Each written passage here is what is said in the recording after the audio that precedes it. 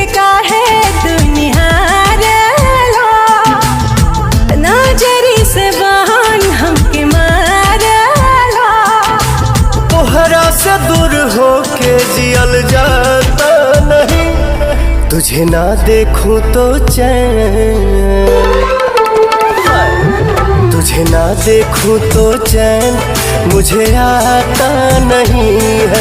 एक तेरे सिवा कोई और मुझे भाता नहीं है।